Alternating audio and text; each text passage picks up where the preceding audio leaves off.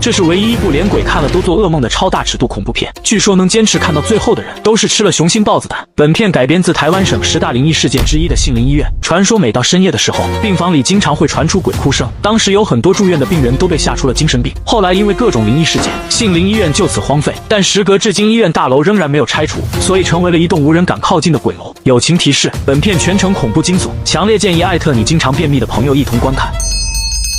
法师老聂为了赚钱养活不争气的宝贝儿子，举办了一场名为观落阴的旅行团。顾名思义，就是通过一些媒介让活人见到已故的亲人。很快就有2个大冤种的女人报了名，他们的亲人都是死于这家杏林医院，一个是想见老公最后一面的翠花，另一个是想质问姐姐为什么要跳楼的阿敏。一切准备就绪后，老聂开始对着法坛施法念咒，忽然一只鬼手搭在了他的肩膀上，身为法师的老聂也自然有所感知。看来他们已经来了。由于活人无法看见鬼，于是老聂把2个女人带到了停尸间，只有吸收足够的阴气后，才能看到死人的鬼魂。2个女人按照老聂的指引，壮着胆子躺进了冰冷的停尸柜。然而刚进去没多久，2人就听到了各种瘆人的声音。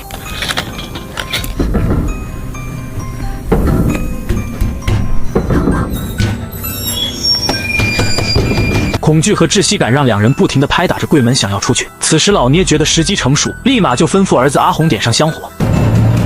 好，快把路拉出来。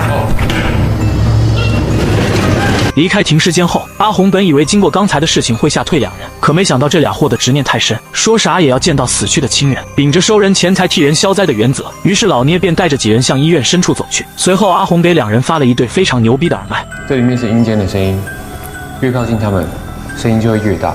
用了这个装置，就可以找到你们家人的位置。很快，翠花在一个房间的门口听到了奇怪的声音。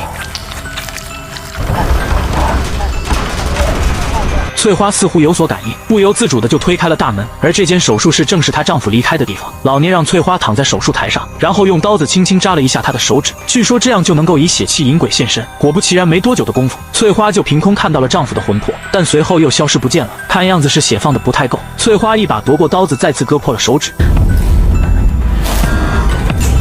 等翠花再次睁开眼，手术室里就只剩下她一个人。忽然门外传来一阵小孩的歌声，翠花似乎受到某种力量的牵引，不由自主的就走了过去。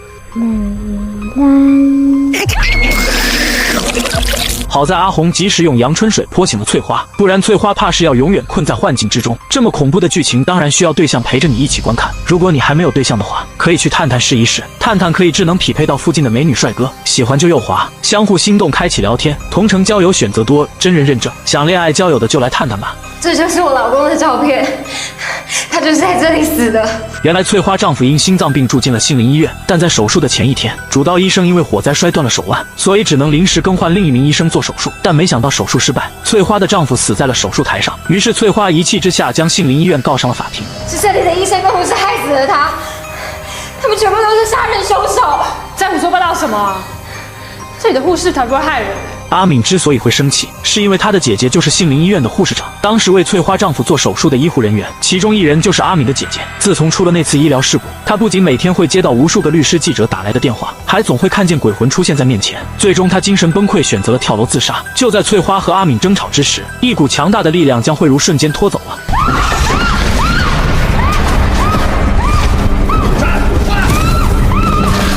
好在老聂及时出手救下了阿敏。为了让她见到朝思暮想的姐姐，老聂拿出一瓶至阴圣水，然后吧唧一下滴进了阿敏的眼睛里。恍惚间，她再次睁开眼睛，居然真的见到了死去的姐姐。可还没来得及问候一句，阿敏忽然间就回到了现实中。法师，你再把阴水给我，我要见到我姐姐。不行，阴水这玩意儿用多了可是会遭到反噬的。老聂考虑到安全问题，也就并没有答应他。就在2人拉扯的时候，阴水吧唧一下掉在地上摔碎了。这玩意儿一旦和空气接触，不但可以让活人见到鬼魂，同样也可以引来更多的孤魂野鬼。果不其然，四周突然变得一片死寂，空气仿佛在这一刻凝固了一般。这时阿敏看见姐姐正端坐在对面的房间里，然后她就不顾一切地冲了进去，房门也随之被反锁。忽然这时又刮起了一阵诡异的阴风。只见走廊尽头的大门缓缓打开，一双43码的小脚从里面走了出来。他推着一把破旧的轮椅，发出嘎吱嘎吱的声音。轮椅上似乎坐着一个纸扎的小孩。老聂一眼就看出这是整个医院里怨气最重的厉鬼，也可以称呼他为鬼王。老聂赶紧让大家屏住呼吸，包括视频前的你。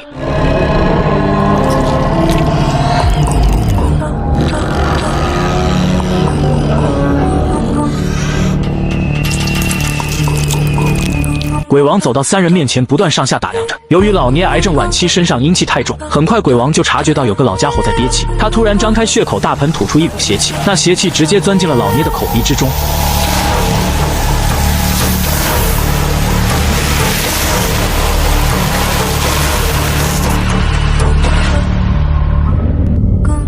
老聂被鬼王占据了身体和意识，下一秒就抽出刀子对自己人下手。阿红和翠花赶紧躲到了隔壁房间，听着老聂跟进的脚步声越来越近，两人躲在床底下不敢发出半点声音。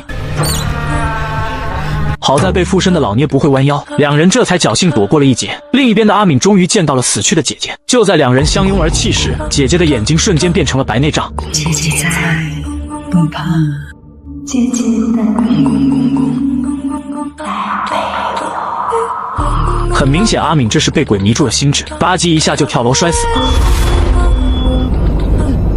为了救出被鬼王附身的老聂，阿红想到了一个办法：阴水就会往阴气最重的地方流，也就是鬼王所在的位置。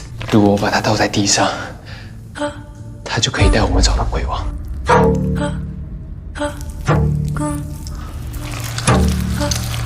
阴水很快蔓延到了之前的手术室，里面的鬼娃似乎有所感应。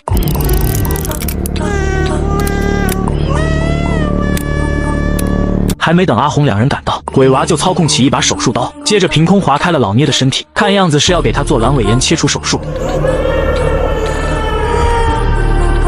与此同时，阿红两人顺着阴水方向一路寻找，结果还没到手术室，就运气爆棚撞见了鬼王。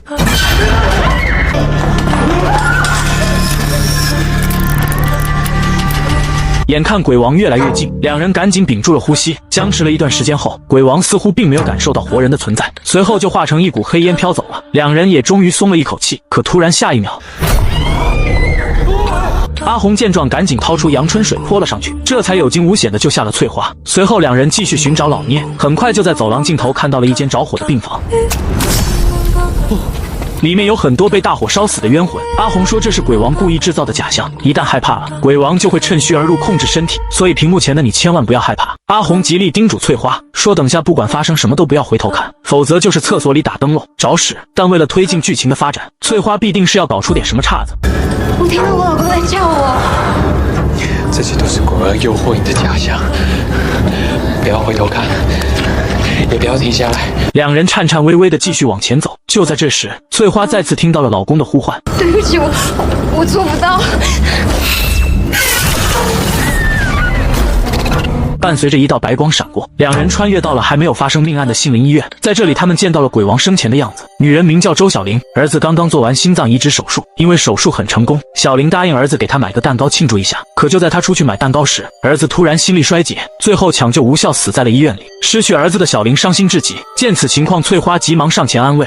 我也是想要跟我死去的丈夫见面，我甚至想过，如果我也死了，我是不是就可以见到他？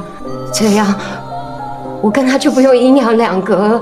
翠花的神助攻让小玲觉得很有道理，于是急忙起身准备去和儿子团聚。翠花这才反应过来是自己误导了小玲，等她追出去时，小玲已经拿着高浓度酒精走进了卫生间。翠花想要解释自己不是那个意思，但此时的小玲根本听不进去。两人争夺之际，小玲一把将翠花推进了厕所隔间，随后她来到停尸房，把酒精倒满了全身，接着一把大火点燃了自己和儿子的尸体，场面相当的凄惨。主治医生发现后急忙上前施救，结果不慎摔断了手腕，因此医院不得不临时更换医生，这也间接导致翠花丈夫手术失败。翠花因为这次医疗事故把医院告上了法庭，而医院又把全部责任都推到了护士长身上，最后就导致阿敏的姐姐跳楼自杀。这一系列的命案更像是蝴蝶效应，真相终于大白，一切都是因果循环。与此同时，阿红和翠花找到了老聂，就在三人准备离开时，鬼王再一次现身了。